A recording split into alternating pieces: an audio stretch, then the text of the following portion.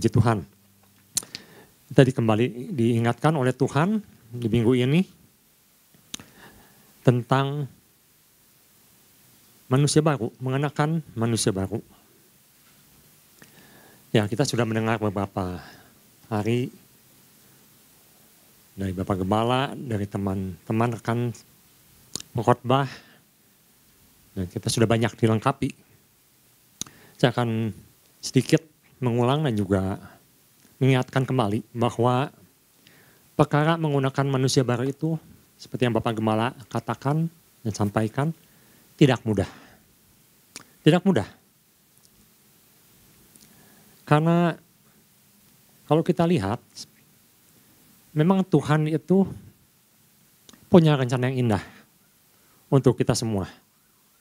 Dan juga kita mengingat bahwa kita dulu menggunakan manusia lama, hidup dalam kegelapan, hidup tidak dalam pengertian. Tapi sekarang seharusnya kita sudah menggunakan manusia baru.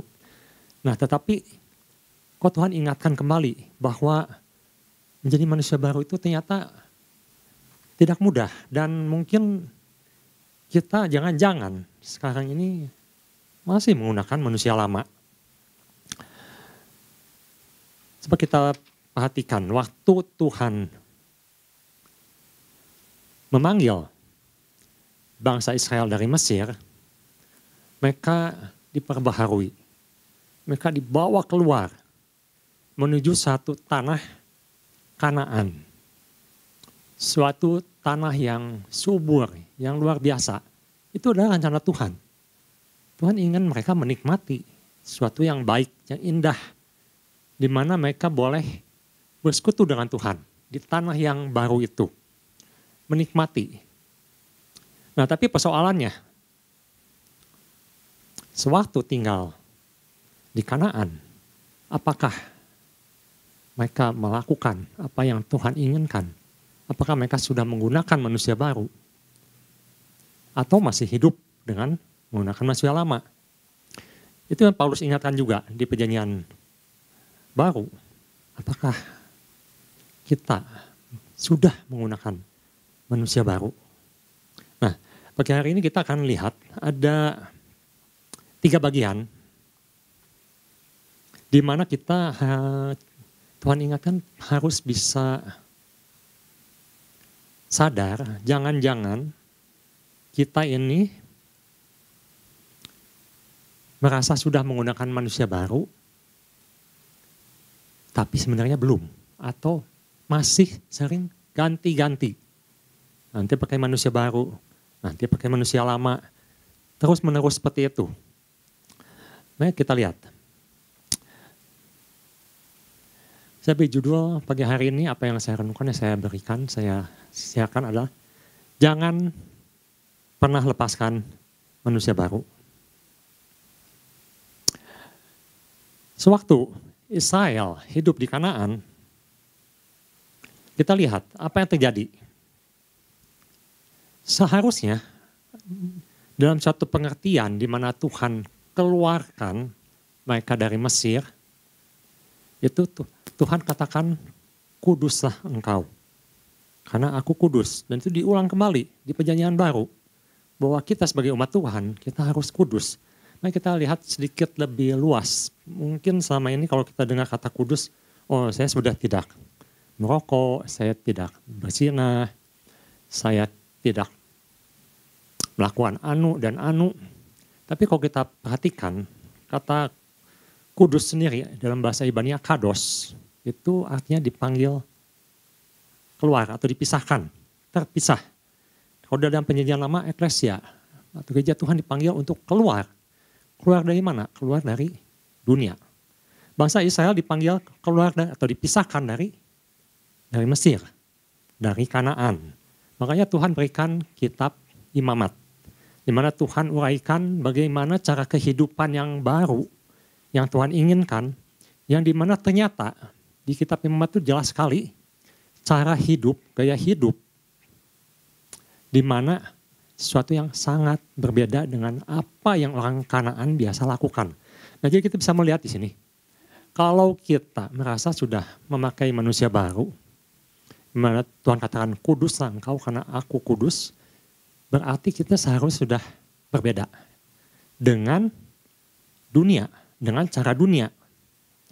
Apa yang terjadi kalau misalnya kita katakan saya sudah pakai manusia baru tapi saya masih melakukan. Saya masih ada di wilayah di mana Tuhan katakan itu manusia lama. Itu baju yang lama, bukan baju yang baru. Di mana umat Israel melakukan hal itu. Sehingga Tuhan tidak berkenan pada sebagian besar mereka. Karena mereka sudah dikuduskan, dipisahkan, dikeluarkan. Tapi hidupnya masih sama dengan orang Mesir. Hidupnya masih sama dengan orang Kanaan.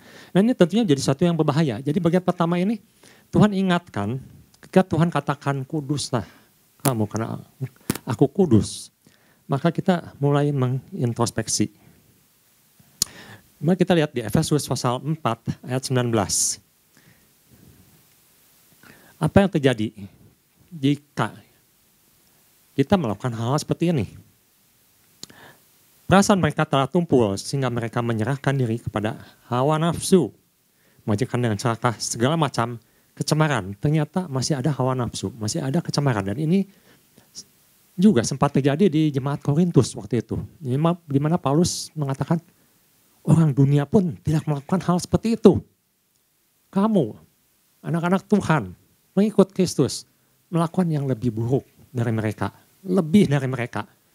Coba kita renungkan. Kita bilang kita Kristen. Kita manusia baru. Tapi kita masih melakukan sama, bahkan lebih buruk dari orang dunia. Apakah kita berani mengatakan kita sudah mengenakan manusia baru? Atau sebenarnya kita masih mengenakan manusia lama? Kita masih di sana. Oleh karena itu,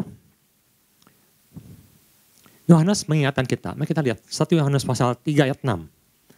Yohanes katakan, coba lihat apakah Kristus ada di dalam kamu? Jangan-jangan kamu itu masih manusia lama.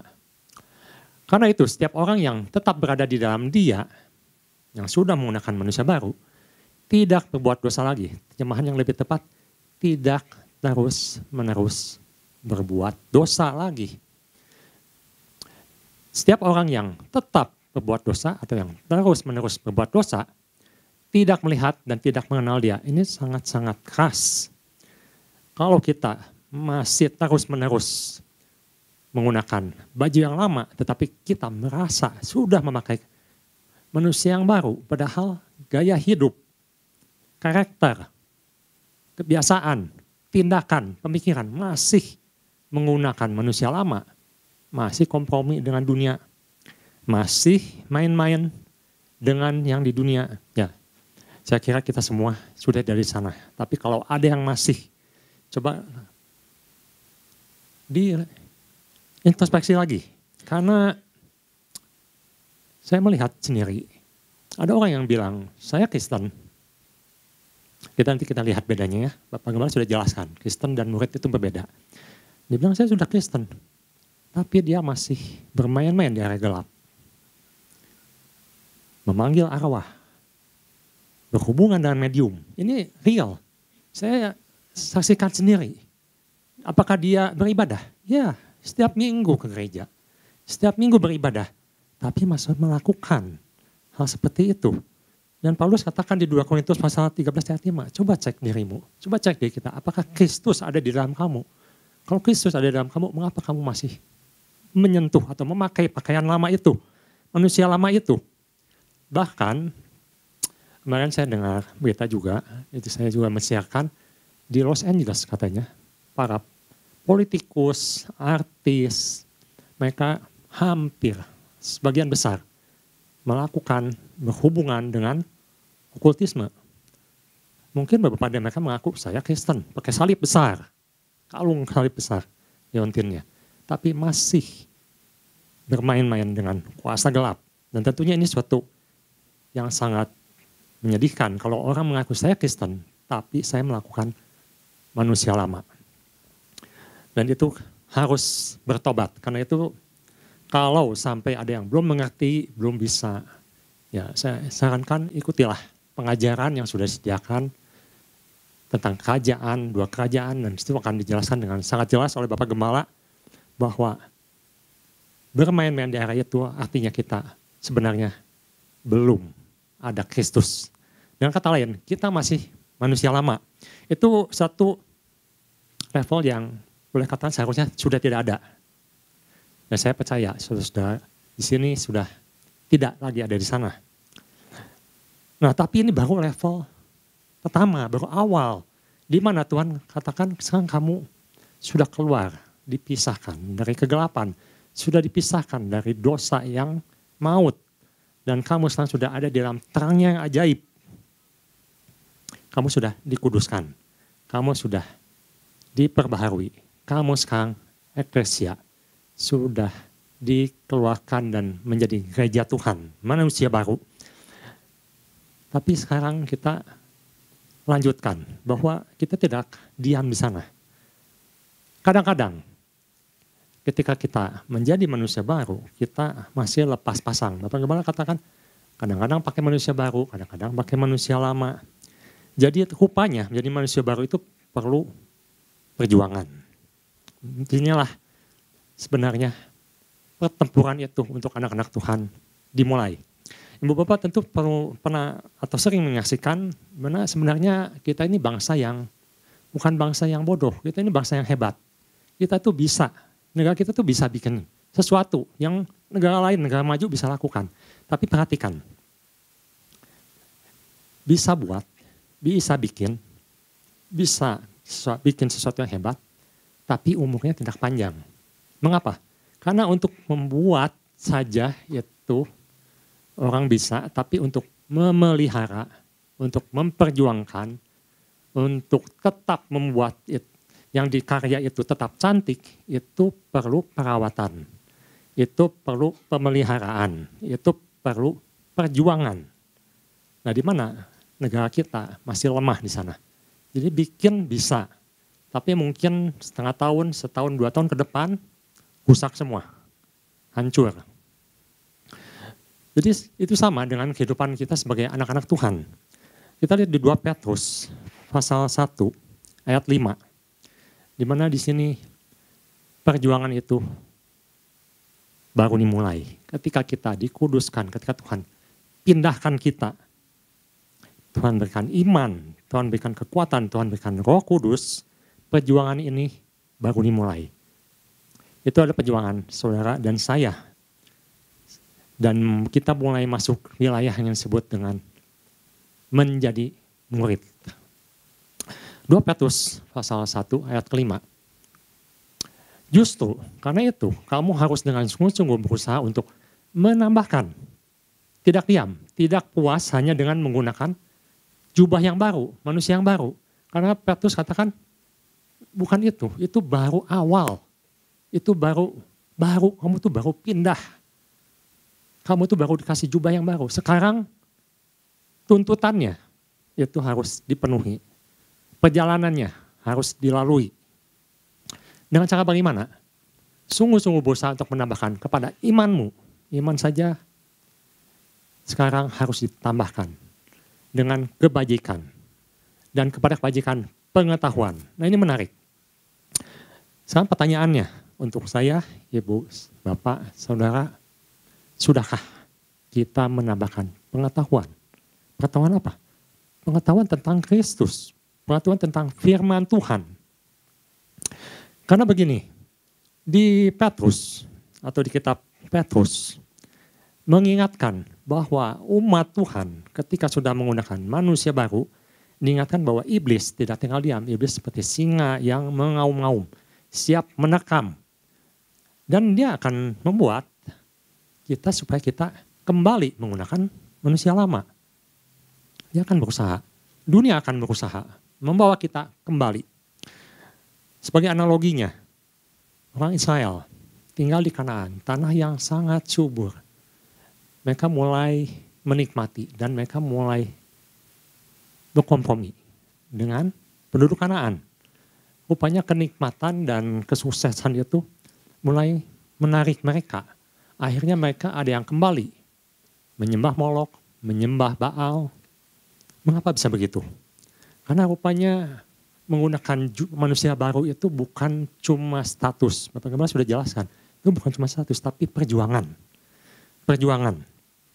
Zaman sekarang, khususnya di mana media sosial begitu luar biasa, dan semua pengajaran, semua orang bisa mengajar, termasuk dalam firman Tuhan, dan semua orang bisa mendengar, bisa melihat, bisa tanda kutip belajar. Tetapi Ibu Bapak perhatikan, apakah pengajarannya sesuai dengan firman Tuhan? Karena jangan-jangan kita dibawa untuk memakai manusia yang lama melalui pengajarannya. Ada yang mengajarkan kalau Yesus itu bukan Tuhan. Memang secara tidak eksplisit mengatakannya. Tetapi dia mengatakan bahwa Yesus itu ciptaan. Yesus itu nabi, Yesus itu orang hebat, tapi dia bukan Tuhan. Dia tidak sama dengan Allah Bapa. Dia lebih bawah dari Allah Bapa. Dan dia katakan saya tidak langsung Yesus itu adalah ciptaan. Ibu Bapak, tentu masih ingat ketika Yesus melayani, Yesus pernah mengatakan dosa kepada Yesus. Menghujat Yesus masih bisa dimaafkan. Tapi menghujat Roh Kudus tidak dimaafkan. Tidak ada pengampunan. Apa maksudnya? Ketika seorang menyatakan bahwa Yesus itu bukan Tuhan, itu sama dengan mengatakan bahwa ini bukan Tritunggal lagi. Jadi Yesus itu bukan Allah lagi. Yesus itu tidak termasuk dalam satu pribadi di mana dia ikut menciptakan dunia ini. Padahal Yohanes menjelaskan sangat jelas. Yesus itu adalah pencipta yang sudah ada dari awalnya. Lalu buat kita apa bahayanya? Bahayanya adalah ketika kita setuju dengan pengajaran itu dan kita mengaminkan ajaran itu, maka sebenarnya kita sudah menghujat Roh Kudus. Kita sudah menghujat Allah Bapa karena kita menyangkal bahwa Yesus itu bukan Allah. Dengan kata lain, kalau kita menyangkal Yesus bukan Allah, berarti kita menyangkal keselamatan kita sendiri. Sebenarnya Yesus sudah menebus kita. Dan dia adalah Allah yang menebus. Allah anak. Kalau begitu, kita sebenarnya sudah memakai manusia yang lama. Di mana kita tidak mengakui Yesus sebagai juru selamat lagi. Karena dia hanya ciptaan. Dia tidak sanggup, dia tidak mampu, dia bukan Allah. Ini sangat-sangat berbahaya. Saya tidak langsung bahwa kita memungkiri kekuatan apa yang Paulus mengatakan, kita memungkiri kekuatan Tuhan. Kita mengaku, kita beribadah, tetapi kita memungkiri kalau Yesus itu sebagai Allah. Itu sangat-sangat berbahaya. Ada juga yang mengajarkan kita nggak usah lihat-lihat PL lagi lah. Di PB pun sesuatu yang baru Tuhan sudah berikan. Lupakanlah PL, seolah-olah seperti itu. Tapi ada seorang teolog, seorang pendeta, seorang anak Tuhan yang mengatakan PL itu tertutup sampai PB itu dibukakan. Jadi artinya kita memang sulit ketika Israel dipakai Tuhan sebagai contoh bagaimana kasih Tuhan dinyatakan dan dia menjadi umat Tuhan, bagaimana karya Tuhan keselamatan dinyatakan melalui bangsa Israel, itu sesuatu yang sulit. Tapi ketika Yesus datang, kerajaan Allah datang, semuanya disingkapkan. Nah, coba Ibu Bapak perhatikan, kelihatannya sepele. Bagaimana kita kalau mulai mengesampingkan perjanjian lama dan kita sudah mulai malas baca perjanjian lama, kita hanya fokus perjanjian baru, apa yang terjadi? Mari kita lihat secara sejarah. Kapan Injil ditulis? Catatan mengatakan Injil Markus ditulis sekitar tahun 67 sampai 70 Masehi. Baru ada Injil. Sedangkan Paulus menulis kepada Timotius di 2 Timotius pasal 3:16 yang Paulus mengatakan segala firman, tulisan yang diilhamkan Allah berguna untuk mengajar, menyatakan kesalahan, mendidik dalam kebenaran. Itu ditulis kapan? Paulus meninggal sekitar tahun 66, diperkirakan 66 atau 67. Injil belum ada. Belum ditulis maksudnya. Lalu yang dimaksud kitab suci itu apa? Itulah kitab-kitab di perjanjian lama. Kitab para nabi. Kitab Taurat. Itu yang dituliskan. Dan Paulus mengatakan itu semua berguna untuk mengajar, menyatakan kesalahan, perbaiki kelakuan. Jadi itu adalah firman Tuhan. Jadi kalau kita buang bagian dari firman Tuhan, kita sebenarnya tidak mengakui bahwa itu adalah firman Tuhan. Dengan kata lain, kita pun sedang memakai pakaian yang lama, manusia yang lama, di mana pemikiran kita tidak diperbaharui. Kita tidak mau belajar, kita tidak mau diajar, dan itu yang menjadi suatu yang seharusnya sekarang ketika kita, kalau sudah dalam pengertian manusia baru itu adalah seorang murid, seharusnya kita harus sudah mulai mengetahui, mulai bisa membedakan. Karena zaman sekarang guru-guru palsu itu banyak sekali. Muncul, bahkan mereka bisa dibeli. Mereka cari konten. Tapi firman Tuhan diselewengkan, ini sangat-sangat berbahaya. Bagaimana kita bisa mengetahui ini salah, ini betul. Ya tentunya kita harus belajar. Makanya tadi Petrus katakan, tambahkan pada imanmu pengetahuan, belajar. Bagaimana mulai belajar? Mulai baca firman Tuhan. Jadi ini untuk saya, pesan ini sangat keras sebenarnya. Mengingatkan sejauh mana orang yang mengatakan saya adalah manusia baru, saya sudah tidak menggunakan manusia lama, tapi saya tidak baca firman. Saya tidak belajar firman. Saya tidak mau diajak firman. Kalau ibu bapak, saya tidak baca firman, bagaimana kita ada kekuatan? Bagaimana kita ada pengetahuan? Apa yang diajarkan lewat khotbah, lewat pengajaran itu terbatas. Tetapi kita ingat bahwa Tuhan mengatakan ada Roh Kudus, Roh yang mengajar, Roh yang mengingatkan akan firman Tuhan. Bagaimana mengingatkan firman Tuhan? Atau kita sering mengatakan rema. Kalau otak kita kosong, tidak ada firman di dalam otak kita, jiwa kita kosong. Bagaimana mungkin Roh Kudus bisa mengingatkan kita akan firman Tuhan? Blank. Sehingga ketika sesuatu yang besar terjadi, goncangan tiba, maka boleh dikatakan mereka akan diombang-ambingkan oleh angin pengajaran. Bingung, takut, tidak tahu harus berbuat apa. Ketika dalam kehidupan kita menghadapi banyak pergumulan, kita tidak berdaya. Lalu mulai cari pendeta, mulai cari hamba Tuhan. Tapi itu terbatas. Karena firman itu sendiri, sebenarnya manusia baru itu adalah firman Allah yang hidup di dalam kita. Di mana kita mempunyai firman yang hidup itu untuk memberikan kekuatan pada kita. Ketika kita dalam menghadapi pergumulan, pencobaan, serangan dari si jahat, serangan dari si dunia. Bagaimana kita bisa tahu? Bagaimana kita bisa membedakan? Baca firman. Jadi ini ada suatu peringatan. Harus baca firman. Harus, wajib.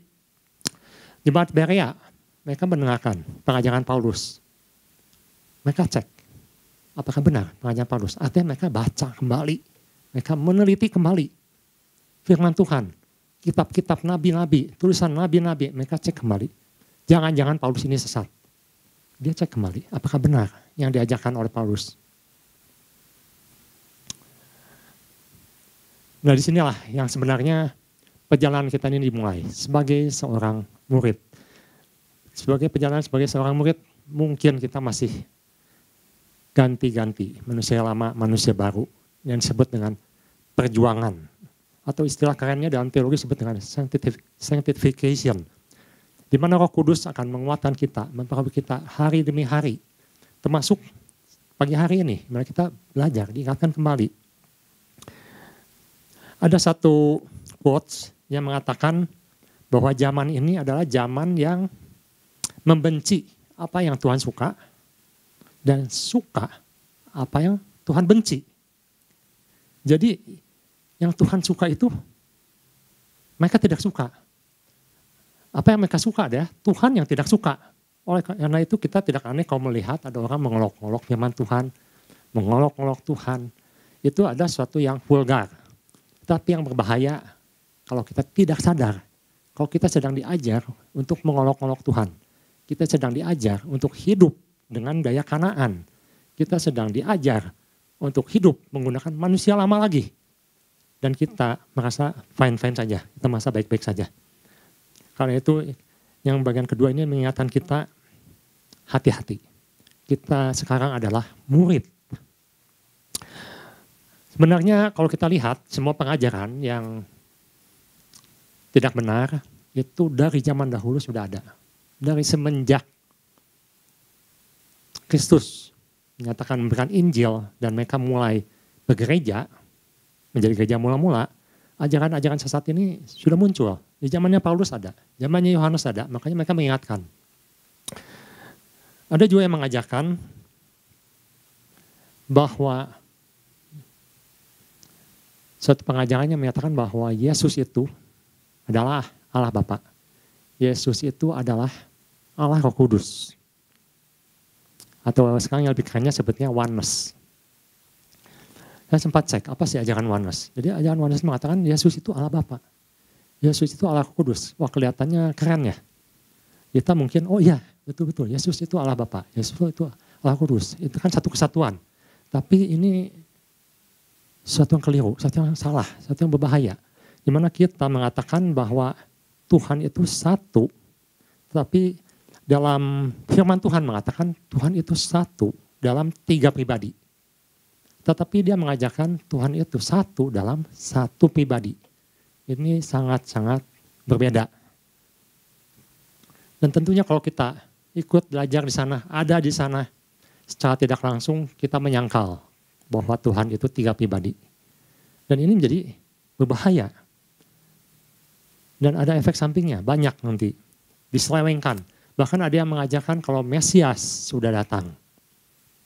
Dia mengaku sebagai Mesias dan ikut dalam pengajarannya walaupun tidak secara langsung.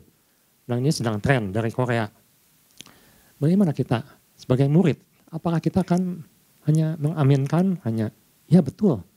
Tapi kita tidak pernah mengecek kebenaran firman Tuhan. Kita tidak tahu kebenaran firman Tuhan. Apakah di situ kita masih menggunakan manusia baru atau kita sebenarnya sedang menanggalkan manusia baru kita dan kita mulai menggunakan manusia lama kita. Diarahkan untuk menyangkal Yesus, diarahkan untuk menyangkal kebenaran firman Tuhan. Dan ini yang disebut suatu ajaran palsu atau guru-guru palsu. Yang diingatkan oleh Petrus di sini. Hati-hati, banyak guru-guru palsu yang mengajarkan ketidakbenaran. Oleh karena itu harus tambahkan pada iman itu dalam perjalanan kita dengan Kristus itu suatu kebenaran, pengetahuan, wajib firman Tuhan. Jadi bagi yang belum baca firman Tuhan, misalnya malas baca firman Tuhan, sekarang saatnya sudah semakin sempit. Sudah semakin gencar, musuh sudah semakin ketat, terus membombardir. Bagaimana anak-anak Tuhan bisa bertahan? Baca firman, belajar firman.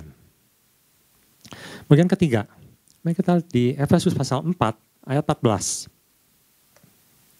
Sehingga kita bukan lagi anak-anak yang diombang-ambingkan oleh rupa-rupa angin pengajaran, oleh permainan palsu manusia dalam kelicikan mereka yang menyesatkan. Seharusnya sudah kita menjadi murid, maka disitulah yang disebut kita harus bertahan. Kita harus bertahan. Di Efesus 4 ayat ke-13, di situ katakan sampai kita semua telah mencapai kesatuan iman dan pengetahuan. Sekali lagi disebutkan di Efesus 4 ini. Ada iman, ada pengetahuan yang benar tentang anak Allah, tentang Kristus. Kedewasaan penuh. Sekarang bukan saatnya menjadi murid yang berleha-leha lagi. Bukan bayi lagi. Harus lebih dewasa. Dewasa penuh. Dan tingkat pertumbuhan yang sesuai dengan kepenuhan Kristus. Ketika kita kuat dalam firman, maka kita tidak gampang digoyangkan. Itu yang disebut dengan tetap menggunakan manusia baru. Kita tidak gampang dia mengambingkan, karena kita tahu kebenaran. Dan tentu ini tantangannya besar, di mana ketika kita mempertahankan manusia baru, mungkin lingkungan kita akan menentang kita. Dan yang lebih menyedihkan lagi, lingkungan orang Kristen. Sesama anak-anak Tuhan mungkin akan menentang juga. Karena mereka masih mungkin belum mengerti. Dan kita harus mempertahankan kebenaran firman Tuhan. Itu disebut dengan ketekunan. Kedewasaan penuh. Kita lihat di 1 Petrus 5. Kalau nggak bisa dibuka nanti Bapak bisa lihat sebenarnya di 1 Petrus ini banyak nanti di rumah dibaca kembali karena di situ banyak sekali Petrus itu mengingatkan jemaat bahwa sebagai murid-murid Kristus yang sudah menggunakan manusia baru, bahwa kita ini harus terus-menerus melekat pada Kristus, bertumbuh dalam pengertian yang benar, dan yang tentunya yang paling penting adalah penuh dengan Roh Kudus. Kalau seorang hanya memiliki pengetahuan, tapi tidak mau takluk kepada Roh Kudus, pada firman Tuhan, itu sama dengan orang Farisi, sama dengan orang ahli Taurat. Mereka tahu, mereka sadar, mereka berpengetahuan. Tetapi apakah mereka menjadi murid Kristus? Kita baca di Injil, mereka bahkan menentang Kristus. Mereka tidak mau dimuridkan. Karena mereka anggap mereka punya pengetahuan. Nah ini yang berbahaya, kita sebagai murid Kristus, apakah kita mau dipenuhi Roh Kudus? Mau dipimpin oleh Roh Kudus ketika sesuatu yang tidak kita mengerti, kita harus datang pada Tuhan. Dan beberapa minggu ini juga Tuhan mengingatkan bahwa kita ini ada dalam sistem kerajaan Allah. Ada cara-cara Allah, cara-cara Tuhan yang perlu kita lakukan. Dan tentunya untuk bisa ke sana, kita perlu kekuatan. Ketika kita bertekun dalam pengenalan akan Kristus, kita harus ada kekuatan. Dan hanya kekuatan Roh Kudus yang bisa membuat kita terus berjalan dalam kebenaran firman Tuhan. Oleh karena itu, 3 bagian ini biarlah membuat kita boleh introspeksi kembali. Tuhan panggil kita keluar. Tuhan panggil kita untuk suatu masuk wilayah yang baru, di mana di situ Tuhan katakan kamu ini adalah umatku yang berbeda. Kamu berbeda dengan dunia, berbeda dengan cara dunia, berbeda dengan kehidupan orang dunia. Kamu adalah murid Kristus, di mana kita harus mulai membaca firman, mulai mengerti firman, mulai mau diajar, mulai bisa membedakan mana yang benar, mana yang salah, dan yang terakhir kita harus bertahan. Kita harus kuat di dalam firman Tuhan. Dengan siapa? Hanya oleh Roh Kudus. Dan itu yang biarlah menjadi kekuatan untuk kita. Dan sekali lagi, kita apakah masih sering mengganti manusia lama yang sudah harusnya kita tinggalkan, atau kita masih mau menggunakan manusia baru dan tetap menjadi manusia baru sampai Tuhan Yesus menjemput kita di awan-awan. Tuhan Yesus memberkati.